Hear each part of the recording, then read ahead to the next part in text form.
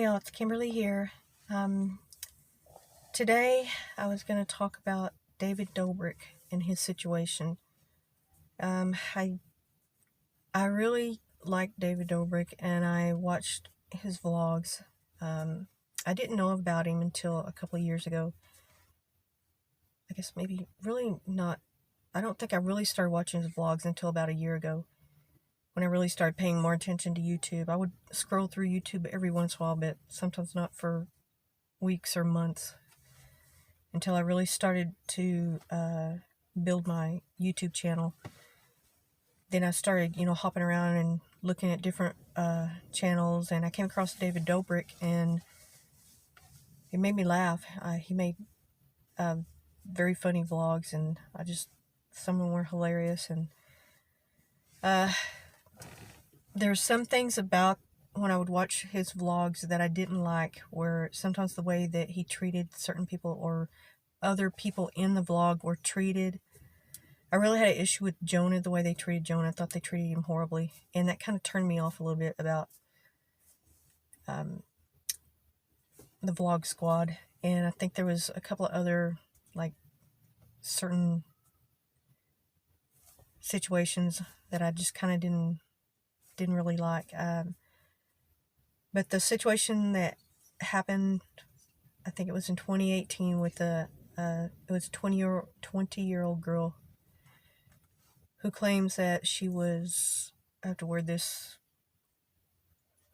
carefully for the algorithm, but she was taken advantage of. But there's a more serious term, the R term. And she claims that she was, it was without consent. The act was without consent, and that she was unconscious or in a state of inebriation to the point where she could not consent legally. And I think I actually saw that video, and I thought that was to me was like one of the most raunchiest videos that I had seen. And I kind of wondered, how could YouTube allow that, because it was so,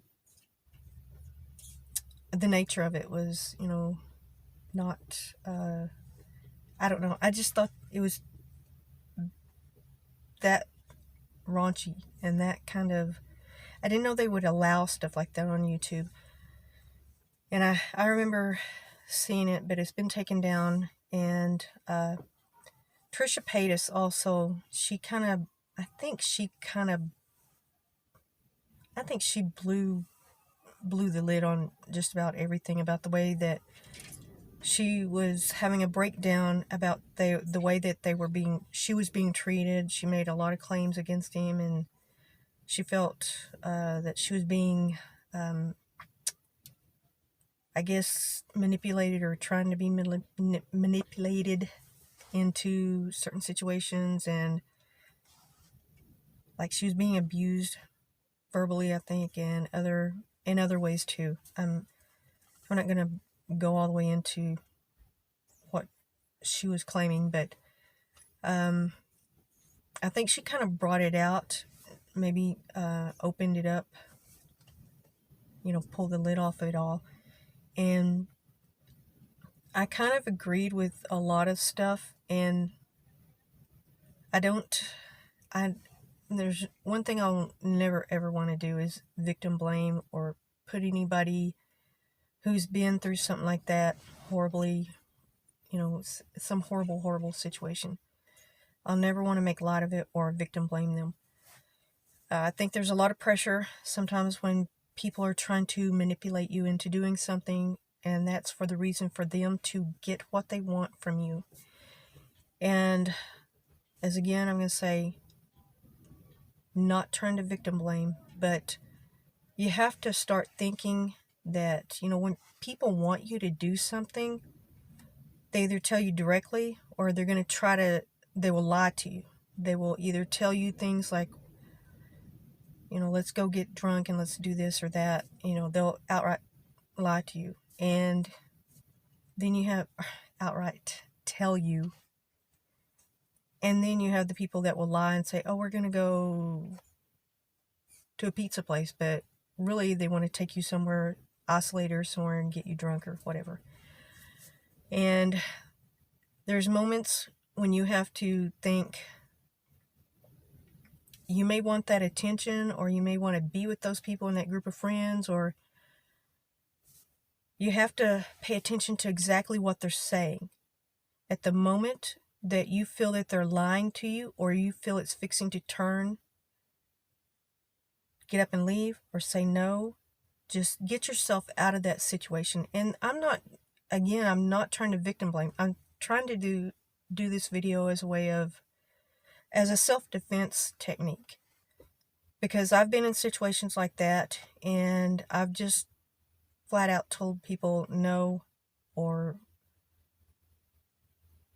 I think, sometimes when you tell somebody no, or you act like you don't want to do the plans that they have, and a lot of manipulation has gone on around me with, I want to say, like even with a group of women. It's not just a male-female situation where there is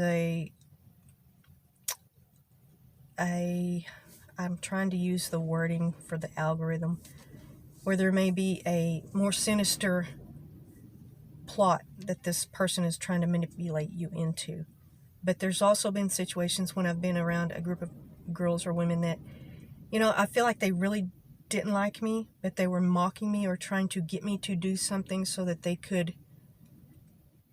I'm talking about in a work situation where this has happened a few times, and I didn't want to do what they wanted to do because they were doing things that could get themselves in trouble at work, or it was not the right thing to do, or they wanted me to join in with this kind of behavior that I just didn't agree with. And when I would turn against that, or say no, or just ignore them, the manipulation or the, I want to say, mocking, or the behavior that they exhibited towards me got worse.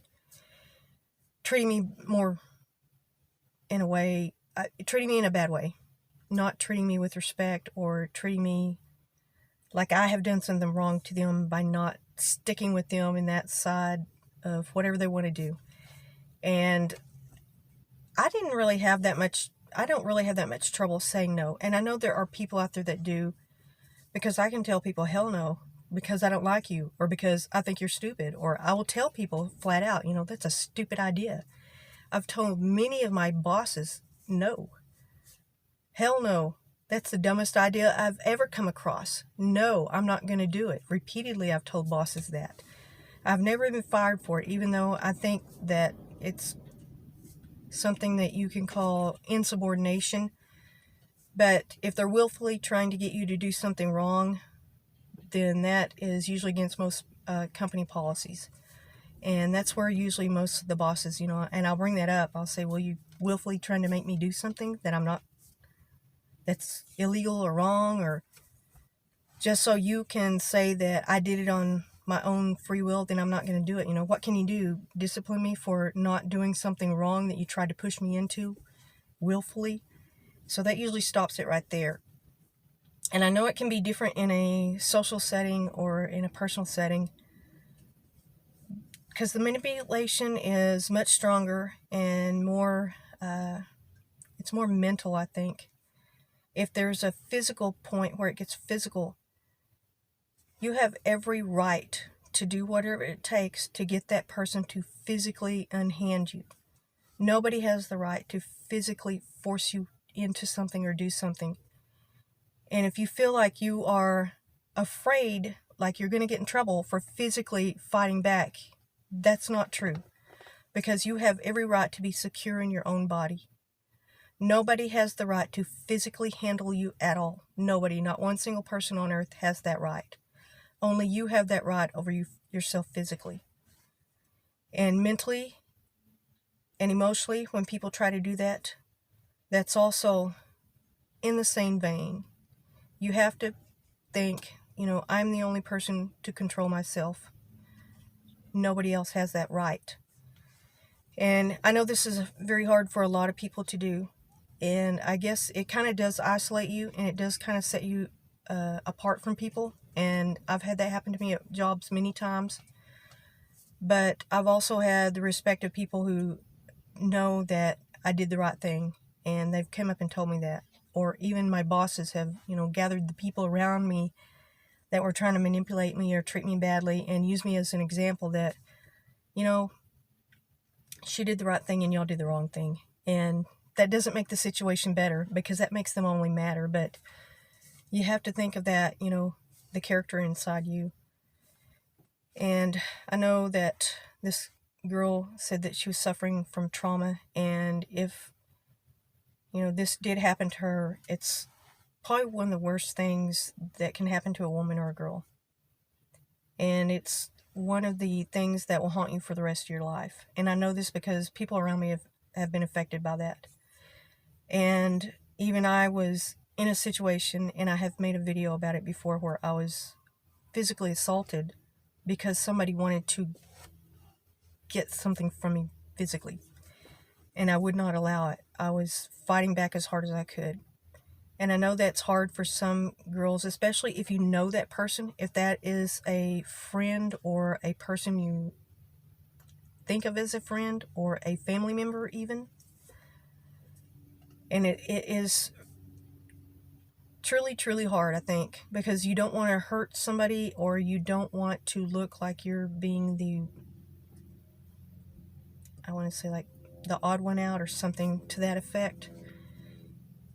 And I think it's very hard for sometimes people to make this decision just to, stand up and not allow it. And in a situation, where if you don't feel comfortable, try to get yourself out of it as fast as you can, because the further that you get deeper into it, I think it makes the decision harder. And I'm just making this video not to victim blame or shame or anything like that. This is just as something that if people are having trouble saying, really what they really feel, that you don't want to do something, you don't feel comfortable, no, I don't, that's not what I want, then to take really take a look in yourself and just decide, the next time, or if this happens to me, or if I'm in this situation, you're going to have that strength, to do it. And it is hard sometimes. It really is. I think when I was younger, it might have been a little harder, but now, I'm older and I don't care. And I'll tell you off in a second if I don't want to do something. If I don't like, what you're trying to do, or be the behavior around me, I don't have any problem telling that. And I know a lot of younger people who want to be with friends and want to be included in a group. I know it can be hard. It's, the pressure of that, the peer pressure.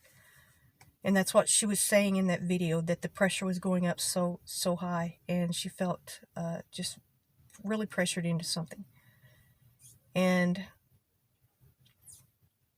I think there's so much pressure on young people to do a certain thing or be a certain way and to be included in groups, and that behavior sometimes is not the behavior you really want. And trying to say, like, again, uncomfortable, don't want to do it, or no, or something to that effect, you may have to, you got to pull that out of you. You've got to learn to pull that out of you, because it's something that you'll go through it for the rest of your life. I will say that things were a lot harder for me when I was younger, and as I've gotten older, I haven't been in that many situations. I can't even remember the last time. It must have been, besides a work situation, I'm talking about a work situation with just a group of people that I really didn't agree with at work or something like that. It's been a long time. But in a social setting, I think it's when I was much younger, maybe like in my 20s. And I haven't had to really face that in a long time, but I really don't. I'm more of a person that I have a lot of activities I'd rather do by myself or with just one or two people. And I I guess I don't have that need to be in a huge group or to be liked or to be included in a huge group. I guess as you get older, that kind of fades away. I think it does. Because when you're young, I loved going out, and I had a lot of friends when I was young, and I loved doing a lot of things. And I think I did see other people who were more manipulated, and I would kind of not, I want to say, I kind of would put up a barrier to those groups of people or those people. And it did kind of take away from some of the activities that I was involved in, and not in a bad way. I mean, if you're going to be with a group of people, make sure they respect you. Make sure that you feel comfortable. Make sure that the things that are going on are what you want to be around or included with. And I know that's a hard decision sometimes to make, but it's something you really, really have to think about. And it does kind of close you off or put a barrier between you and some people sometimes. But that's the decision that you have to make on your own. You don't want people pushing you into it. You don't want to be in a pressure situation. And I'm just bringing this out because of the situation that happened there with David Dobrik and this girl and the members of his squad. I don't think it wasn't specifically him, but he's being kind of pointed out because he's kind of the leader of that group. And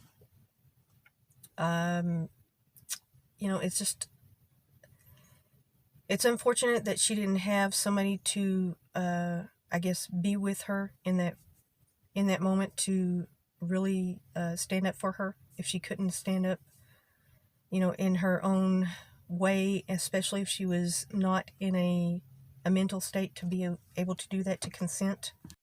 I think her friend eventually did pull her out of it and kind of took control of this situation, and it was probably the one thing that may have saved her for something worse. I just this situation it's horrible all the way around, and I think she's in a lot of she says she's in a lot of trauma right now. It's affecting her very badly, and I feel very bad for her and any person who has had to go through that. And it's not just girls, it can be guys too. Things can be very uncomfortable sometimes with guys, in a group of guys being pressured to do something. Either way, whether it's boys, girls, men, women, it doesn't matter. Sometimes you're going to be not included in an activity or group, or it may change, the course of who you're friends with or the people you hang around with. And I think that's probably one of the things on somebody's mind when they have to tell somebody no, or I don't feel comfortable, I don't want to do this, or whatever it is. And I think you have to really kind of decide, between that moment and just getting up and walking away or saying no. And I know it's a struggle. I know it is. It's hard to do that. And I hope more young people can find the strength to do that, because you're going to face these things not just when you're young. This is going to be a lifelong thing. You're always going to be something that's always going to be put in front of you. I've had many things happen throughout my lifetime. I can't even count. Dozens and dozens of situations where I've had to say no, and I'm glad that I did. And there's some situations that I probably should have said no, or I just learned to finally do it, to say no, screw you, or I don't want to, or something like that. And that puts a damper on everything, I kind of think, for the rest of the night. And a lot of times they will go away by themselves, or they will either kind of kick you out themselves of that group or situation. And you probably feel down, or like you're being I want to say singled out or pushed out in that way. And You may feel the need for their acceptance, but you don't need it. A lot of people fear being rejected. I think that's one of the biggest number one fears that people have is they're afraid of being alone or being outcast. But to always remember, not one bit of your self-worth should be tied up in somebody else's acceptance. And that's something that a lot of young people, they haven't really thought about being strong on your own. I think they think being strong with a group or being included in a group or being around certain people, that is strength, or, you know, it's not. Some of the things that you can become involved with are not character builders. You have to be with the right group of people. There are groups of people out there. There are people to be around. You have to kind of parse out what's good in their character and what's bad. And it's hard to do. It's a learning experience. It's something that you learn to do as you grow older, as you get more wiser. You're able to judge people's character more. I've found that usually within about 6 months to a year of knowing somebody, their character comes out. Their true character will come out. I think sometimes people kind of bide their time with you for about 6 months to a year if they're trying to make a long-term, I want to say, attachment to you or something. And they kind of can feel you out if they feel like you're not really, they stick their feet in the water first to see how you really are, and they see how they can manipulate you, or what they can do to mold you or manipulate you in the way that they want. So sometimes, even if you've been friends with somebody for 6 months, a year and a half, sometimes those character breaking flaws will come out. Those deal breakers of being a friend, and those are things you need to pay attention to. When those moments come out, and if they come out quickly, then it's much easier. I know that it does get harder as time goes on, as a situation grows, and you just have to find that strength, and just remember that your self-worth does not depend upon their acceptance. That's one of the biggest things that I've learned. And I hate saying this, but I did hear that on Dr. Phil. I don't endorse him, but I rarely watch him, but sometimes he does say things, and that's one of the biggest things that really made sense to me. Really, it kind of defined kind of the way I make my decisions in my life. Okay, well, I'll make another video, and thank you all for coming to my channel.